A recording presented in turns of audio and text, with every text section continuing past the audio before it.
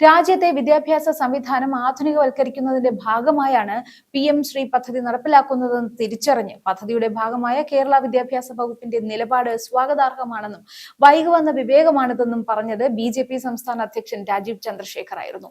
2 ലക്ഷം കോടി രൂപ ചെലവിടുന്ന സംസ്ഥാന സർക്കാർ 1500 കോടി രൂപയ്ക്ക് വേണ്ടിയല്ല പദ്ധതിയുടെ ഭാഗമായത്. PM ശ്രീയിൽ എന്താണ് കുഴപ്പമെന്ന വിദ്യാഭ്യാസ മന്ത്രിയുടെ പ്രസ്താവന അതിന് തെളിവാണ് എന്ന് BJP അധ്യക്ഷൻ പറയുമ്പോൾ BJP-CPM ധാരണയുടെ കാണാപ്പുറങ്ങളാണ് അത് തുറന്നു കാട്ടുന്നത്. 1500 കോടിക്ക് വേണ്ടിയാണ് പദ്ധതിയുടെ ഭാഗമായത് എന്ന് CPM പറയുമ്പോൾ അങ്ങനെയെങ്കിൽ എന്തിനാണ് പദ്ധതിയെ പറ്റിയുള്ള നിലപാട് മാറ്റിയത് എന്ന BJPയുടെ ചോദ്യം പൊതുജനത്തിന് കാര്യങ്ങളെ പച്ചവെള്ളം പോലെ ബോധ്യപ്പെടുത്തി നൽകുന്നുണ്ട്.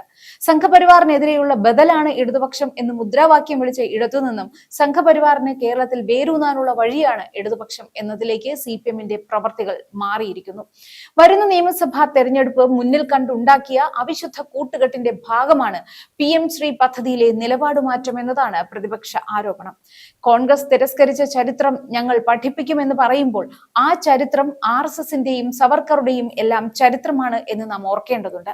സർക്കാർ തീരുമാനത്തെ കേരളം മുഴുവൻ എതിർക്കുമ്പോൾ കൈയടിക്കുന്നത് BJPയും RSSും മാത്രമാണ് എന്ന വസ്തുത മതേതര കേരളം ഗൗരവത്തോടെ നോക്കിക്കാണേണ്ടതുണ്ട്. മുന്നണിയിലോ മന്ത്രിസഭയിലോ ചർച്ച ചെയ്യാതെ പ്രതിപക്ഷ സഖ്യകക്ഷി വിമർശനങ്ങളെ വകവയ്ക്കാതെ BJPയെ സന്തോഷിപ്പിക്കുന്ന തീരുമാനം എന്തിനാണ് സർക്കാർ കൈക്കൊണ്ടത് എന്ന ചോദ്യത്തിന് ഉത്തരം നൽകാൻ CPMന് കഴിയാത്ത കാലത്തോളം CPM BJP അവിശുദ്ധ കൂട്ടുകെട്ട് എന്നത് യാഥാർത്ഥ്യമായി തന്നെ ഇവിടെ നിലനിൽക്കും.